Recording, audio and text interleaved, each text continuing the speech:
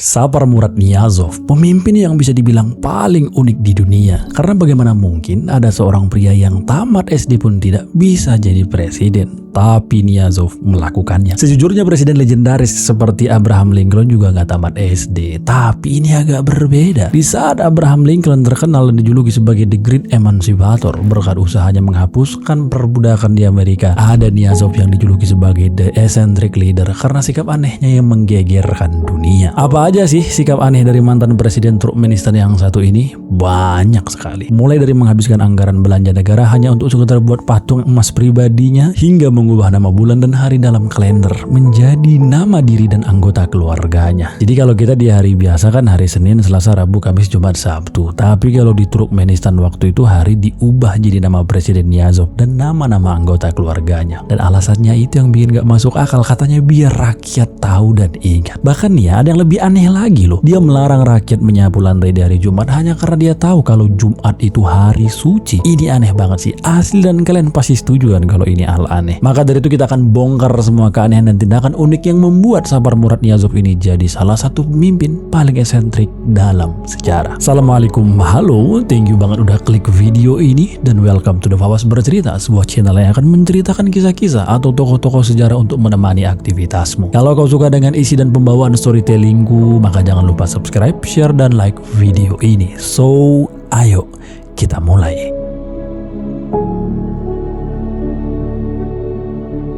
Sebelum lebih jauh membahas Niyazov sang diktator, kita harus tahu dulu Turkmenistan itu negara apa sih? Karena mungkin banyak dari kita yang jarang dengar negara yang satu ini kan. Jadi Turkmenistan itu merupakan negara di Asia Tengah yang dulunya jadi bagian dari Uni Soviet dengan nama Republik Sosialis Soviet Turkmenistan, atau yang biasa disingkat dengan RSS Turkmenistan. Dan yang jadi aktor utama dalam pemisahan ini adalah Niyazov itu sendiri. Kronologi singkatnya gini, Uni Soviet itu kan partai penguasanya partai komunis. Niyazov inilah ketua DPD-nya. Karena Uni Soviet bubar pada tahun 1990, Niyazov mengambil langkah dengan merangkul petinggi Turkmenistan. Kemudian pada tanggal 27 Oktober 1991 mendeklarasikan kalau Turkmenistan secara resmi bisa jadi negara merdeka. Karena andil Niyazov yang terbesar, maka secara otomatis dirinya lah yang terpilih jadi presiden Turkmenistan. Aku rasa informasinya cukup jelas lah ya, dan sekarang kita akan gali lebih dalam lagi masa kecil seorang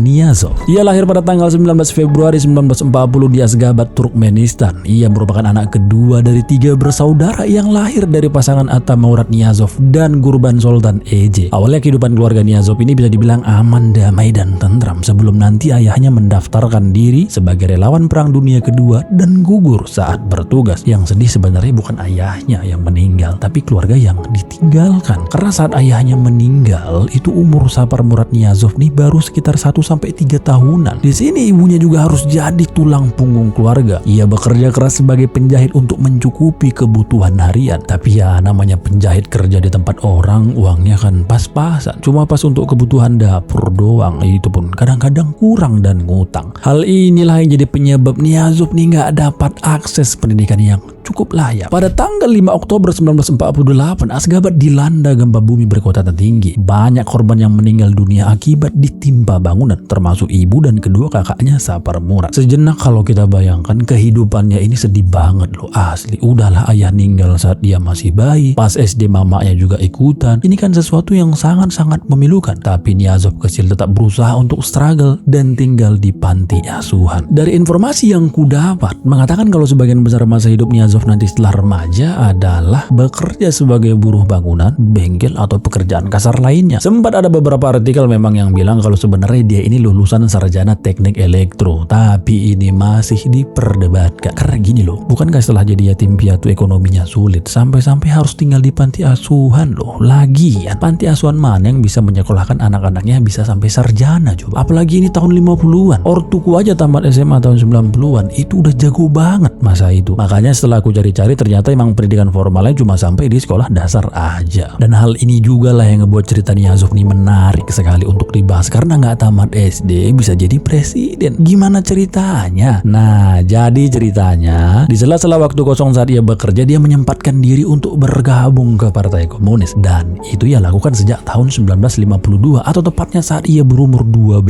tahun. Ini umur yang sangat-sangat muda loh ini untuk turun ke sebuah kancah perpolitikan, sangat muda. Tapi ya dia tetap tekun di bidang politik meskipun sampingannya itu nguli gitu. Karirnya bertahap dan mulai naik setelah nanti masuk ke struktural partai. Ya kayak biasanya awalnya pengurus cabang, naik ke daerah, dari daerah naik ke pusat, hingga nanti pada tahun 1985 ia ditunjuk langsung oleh Presiden Soviet Mikhail Gorbachev sebagai sekretaris jenderal Partai Komunis cabang Turkmenistan. 5 tahun bekerja sebagai sekjen, elit partai itu sangat respect kepada si Niyazov ini, dan terbukti emang setelah dievaluasi komunis cabang Turkmenistan tuh lebih loyal kadernya. Hal inilah yang ngebuat elit pusat itu suka sama kerja nyatanya Niyazov. Maka setelah 5 tahun menjabat sebagai sekjen, ia pun diangkat sebagai ketua DPP atau ketua Dewan Utama Partai Komunis di Turkmenistan. Pada tahun 1990 kekuatan Uni Soviet semakin rendah. Banyak sekali masalah-masalah internal yang gak bisa diselesaikan oleh incumbent waktu itu, dimulai dari masalah ekonomi, utang negara yang membengkak, konflik antar etnis, maraknya gagasan kemerdekaan tiap-tiap wilayah, sampai campur tangan negara barat yang menginginkan Uni Soviet itu bereformasi. Maka tepat pada tanggal 26 Desember 1991 Uni Soviet resmi dibubarkan. Kini Uni Soviet tidak lagi jadi entitas negara tunggal, dan masing-masing wilayahnya yang menyandang gelar republik menjadi negara yang berdaulat, termasuk Republik Turkmenistan. Dan yang menginisiasi pemisahan itu adalah Niyazov itu sendiri. Nah, inilah awal mula cerita kenapa bisa Niyazov nih jadi presiden pertama Turkmenistan, karena emang dia elit partainya, dia juga inisiatornya. Turkmenistan kini resmi jadi negara merdeka dengan total populasi sekitar 5 juta penduduk, dan setahun setelahnya secara resmi pemilihan presiden pertama pun dilakukan. Cuma waktu itu pemilu ya cuma formalitas aja, karena partai yang ikut cuma satu, kandidat capresnya juga yang diusung cuma satu, maka secara otomatis ya terpilihlah yang dicapreskan ini. Siapa dia? Siapa lagi kalau bukan Presiden Saparmurat Niyazov, anak panti asuhan yang dulu hidupnya menyedihkan, kini menjadi orang nomor 1 di Turkmenistan. Sebenarnya kalau ceritanya stop sampai di sini, Niyazov nih bisa jadi inspirasi dunia loh, karena ini satu-satunya cerita real dari zero to hero. Kalau sekarang kan banyak ngakunya zero to hero biar dapat simpati, padahal bohong. Tapi kalau Niyazov ini real kawan, dari bawah sampai ke atas, benar-benar memulainya dari nol. Tapi sayangnya kisah ini nggak berhenti di batas zero to hero aja, melainkan lanjut nanti ke tahap yang arahnya malah bukan jadi menginspirasi, tapi malah membagongkan. Seperti apa tingkah aneh Niyazov setelah jadi presiden nanti? Di chapter 2 ini jawabannya. Jadi negara yang merdeka itu enak, tapi nggak gampang. Kita emang nggak perlu lagi buat laporan ke negara lain, APBN juga kita sendiri yang ngatur. Tapi nggak mudah, karena negara baru itu tantangannya jauh lebih besar ketimbang negara senior yang udah lebih dulu merdeka. Indonesia aja deh misalnya, setelah proklamasi masih banyak aja penjajah yang mencoba menanamkan pengaruhnya kan. Tapi beruntunglah kita Indonesia karena bapak bangsa kita nih Bung Karno tegas dan bisa mengatasi semua permasalahan itu. Berbeda dengan Turkmenistan, alih-alih presidennya tegas karena negara baru, malah haus pengakuan. Karena setelah terpilih, kalian tahu, dia itu menjabat sebagai presiden, hal pertama yang dilakuin apa? Memajang foto-fotonya di tempat-tempat orang ramai. Ngerasa foto-foto itu gampang rusak, dia pun membuat tugu patung bergambar dirinya. Kalau patung tugu biasa aja sih oke-oke aja lah, tapi ini patung emas coy, harganya aja seharga 12 juta US dollar, atau kalau kita konversikan ke rupiah angkanya bisa menyentuh 177 miliar rupiah. Dan ini uang negara loh, bukan uang pribadi. Mungkin kita berpikir kalau itu bagian dari pengenalan dirinya ke publik, tapi pertanyaannya kok senarsis itu coba? Ternyata itu merupakan bagian kerja politik Niyazov. Dia mengusung konsep cult personality. Dia mau menggambarkan dirinya ke publik sebagai presiden yang terbaik. Jasa-jasanya sebagai bapak pendiri bangsa jangan sampai dilupakan, wajib dihormati dan kalau bisa dikultuskan sekalian. Makanya orang-orang setempat memanggilnya Yang Mulia Saparmurat Niyazov Turkmenbasi. Waduh, benar-benar nih presiden panjang banget panggilannya. Nggak kebayang sih aku kalau ada sesi wawancara, setiap kali wartawan nanya harus manggil. Begini pertanyaan Yang Mulia Saparmurat Niyazov Turkmenbasi, sejauh ini apa aja sih tantangan terberat Anda menjadi presiden wahai Yang Mulia Saparmurat Niyazov Turkmenbasi? Waduh, Beneran basi itu percakapan.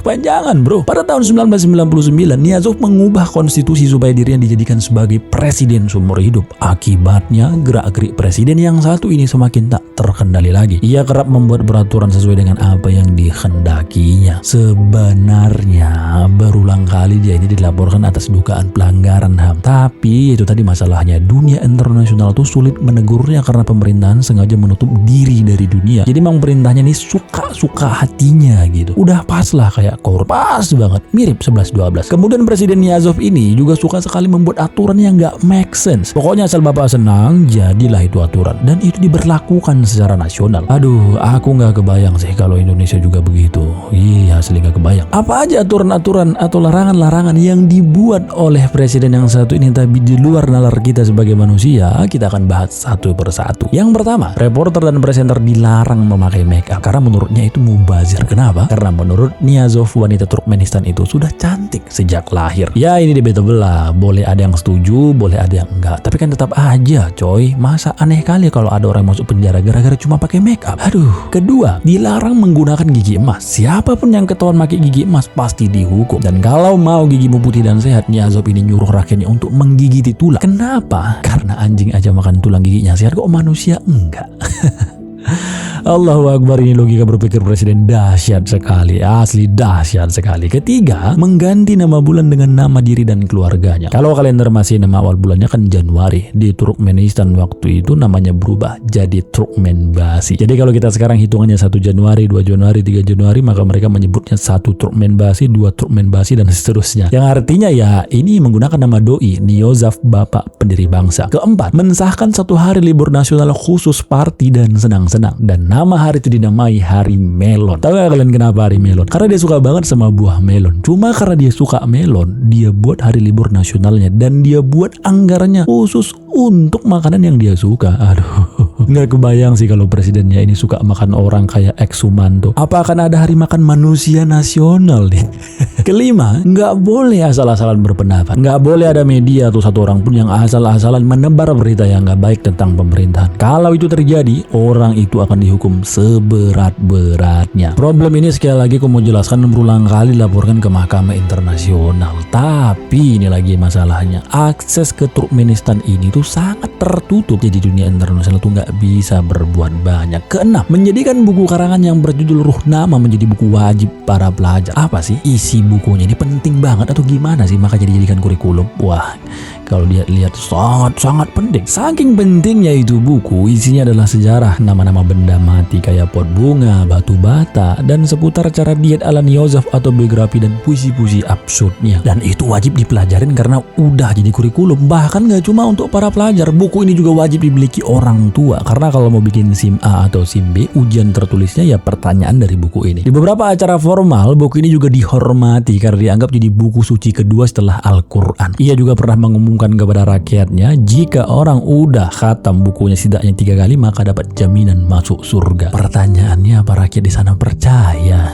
Aku pun gak begitu tahu. Karena kan aneh banget, khatam Al-Quran aja belum tentu masuk surga, kok khatam buku yang gajek kayak gini bisa masuk surga? Aduh. Kemudian aturan yang ketujuh nih, setiap bulan Ramadan dia punya aturan khusus untuk membebaskan ribuan tahanan dari kelas berbeda. Tapi dengan syarat napi-napi itu ada niat di hatinya untuk beribadah dan mendapatkan malam Lailatul Qadar. Kenapa? Kok sampai dia mikir ke situ? Karena dia percaya nih, malam Lailatul Qadar itu kan malam paling mulia, malam lebih baik daripada malam 1000 bulan. Memang dalam satu hal itu ada benernya, tapi dia nggak mikir apa gimana kalau napinya ini bohong, ngakunya ke masjid untuk ibadah, tahu-taunya nyolong kotak amal. Gimana coba? Apa dia nggak mikir dosa juga? Kemudian aturan aneh lainnya melarang orang-orang lakuin lip sync. Buat yang laki-laki, ini juga aneh nih, dilarang gondrong dan menumbuhkan jenggot. Pernah juga dia menginstruksikan kepada para bawahannya supaya seluruh rumah sakit ditutup kecuali yang di pusat. Ini lagi nih lebih nggak jelas asli. Jadi gimana kalau ada orang sakit daerah terpencil, kan perlu penanganan awal tuh. Kalau dipaksa ke pusat, ia mati duluan lah ini. Gimana ceritanya? Semakin hari kebijakan-kebijakan Presiden Niyazov ini semakin aneh. Rakyat juga semakin hari banyak yang merasa rugi gitu. Coba dari sekian banyak larangan yang udah aku jelasin tadi, ada nggak satu aja gitu yang ngebuat negaranya nih maju? Nggak ada kan? Karena kebijakan-kebijakan gila ini, Presiden Niyazov berhasil membawa membuat Turkmenistan menjadi negara paling miskin di Asia Tengah. Lebih dari 58% penduduknya mengalami kemiskinan. Padahal kalau dilihat dari sumber daya alamnya, Turkmenistan itu termasuk negara dengan cadangan gas terbesar di dunia loh. Jadi kemana kekayaan Turkmenistan waktu itu mengalir? Yang pertama tentu ini untuk program kerja Niyazov yang anggarannya itu menjebolkan APBN. Ya gimana enggak, buat patung emas, hari melon nasional, acara-acara nasional yang enggak begitu penting tapi biayanya mahal. Jadi jebol itu anggaran. Kemudian menurut Global Witness, Niyazov juga menyelewengkan dana sebesar 3 miliar dolar ke luar negeri. Dan kalau kita konversikan ke rupiah, besarnya ini mencapai 44 triliun rupiah. Itu ya dapatkan karena membuat anggaran palsu, memangkas dana pensiun, dan ini mengakibatkan banyaknya para lansia yang menderita dan mati setiap tahunnya. Presiden Niyazov juga berhasil menjadikan Turkmenistan sebagai negara dengan harapan hidup terendah se-Asia Tengah.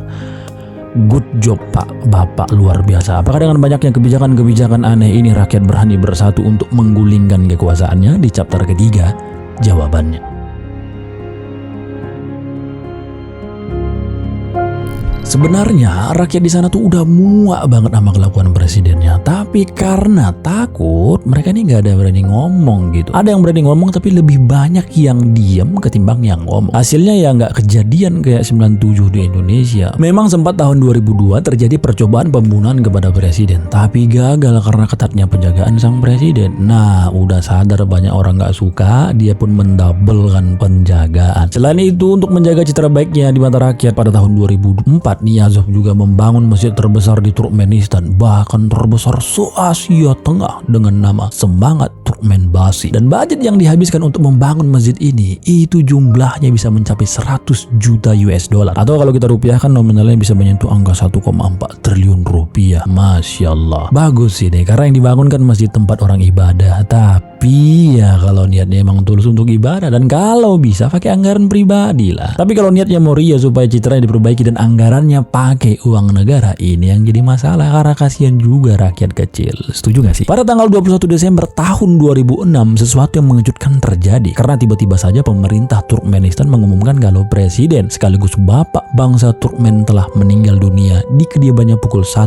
dini hari. Yang jadi penyebab meninggalnya waktu itu adalah serangan jantung, dan umur Niyazov saat itu genap di 66 tahun. Entah gimmick atau apa aku nggak ngerti, meskipun hampir seluruh rakyat Turkmenistan sepakat kalau masa kepimpinannya adalah titik terendah negara Turkmenistan, tapi banyak juga yang menangisi kepergiannya. Misalnya saat ia dibopong menggunakan peti mayat, itu banyak banget rakyat yang antusias menunggunya di depan istana. Tentu ini menangis dan sambil berdoa. Ia dimakamkan di sebuah kompleks pemakaman megah yang diberi nama Makam Turkmenbasi. Di sana ada monumen dan bangunan yang dibuat untuk mengenang jasa-jasanya. Jadi begitulah hidup. Sejahat-jahat manusia, kalau misalnya dilihat dari sisi yang berbeda, tentu pasti ada baiknya juga. Beberapa media sempat menghebohkan publik karena menebarkan sebuah isu yang cukup mengejutkan terkait kematian Niyazov yang katanya meninggal tuh sebenarnya udah jauh-jauh hari sebelum berita kematiannya ini diberitakan. Kalaupun benar, kita nggak tahu alasannya apa. Kalaupun salah, berarti cuma main-mainan media aja biar dapat traffic yang lebih banyak. Kalau aku sih justru ngebayangin hal lain ya ketimbang yang itu. Bayanganku tuh gini nih, beruntung banget rakyat Turkmenistan karena ditinggalkan oleh presiden diktator yang bisa diganti secara demokratis. Coba kalau sebelum meninggal dia sengaja mensahkan undang-undang yang menunjuk anaknya sebagai penerus, apa nggak demokrasi di sana akan lebih hancur lagi? Ya itu cuma bayanganku aja, perandaian gitu. Lantas siapa yang menggantikan Niyazov, dan apakah setelah pergantian itu demokrasi di sana menjadi lebih baik? Sayangnya sih dari informasi yang kudapatkan enggak juga. Kalaupun berubah itu enggak signifikan. Jadi yang menggantikan Niyazov adalah wakil kabinet menteri Niyazov itu sendiri bernama Gurbanguly. Kenapa demokrasinya tidak membaik? Karena Gurbanguly ini itu terpilih jadi presiden kedua sejak tahun 2007 hingga hari ini. Itu artinya udah 16 tahun loh. Yang mana masa kepemimpinannya itu lebih lama ketimbang Niyazov, karena Niyazov sendiri itu kalau nggak salah cuma 15 tahun aja. Memang sih dalam beberapa hal ada perubahan kayak sektor kesehatan dan pendidikan, tapi yang jadi masalah itu sistem ekonomi dan politiknya itu masih sangat-sangat tertutup, dan sampai hari ini banyak kelompok hak Asasi Manusia dan lembaga pemantau internasional mengatakan prihatin dengan kurangnya kebebasan politik dan HAM di Turkmenistan. Lantas, bagaimana dengan legacy atau warisan Niyazov tempo dulu? Apa tetap dipertahankan? Jawabannya tidak. Karena emang sebagian besar legasinya itu seperti patung, nama-nama hari, nama-nama bulan itu direset kembali. Termasuk juga buku-buku kebanggaan Niyazov yang dulu sempat dijadikan kurikulum sekolah. Emang direset lah, aneh kali kan kalau nggak direset. Kalau Indonesia bercermin melihat bagaimana gaya pemerintahan Niyazov di Turkmenistan, karena kan kita ini sama-sama menggunakan sistem demokrasi presidensial. Sepertinya presiden-presiden yang ada di Indonesia itu jauh lebih baik nggak sih? Ya meskipun Indonesia juga pernah berada di titik terendahnya dalam berdemokrasi, tapi ya nggak separah Niyazov ini. Menurutmu apakah pernyataanku ini benar? Coba jawab di kolom komentar. Special thank you lah buat kalian yang udah nonton video ini dari awal sampai akhir. Kalian sangat-sangat luar biasa. Dan buat kamu yang mau request untuk diceritakan biografi tokoh favoritmu secara detail, silahkan langsung komen aja di kolom section. Sekali lagi, kalau kau suka isi konten ini atau kau suka dengan gaya seroti lenggu, silahkan langsung subscribe. Dan aku Fawazil Bangsa Kaban pamit undur diri. See you guys. Assalamualaikum warahmatullahi wabarakatuh.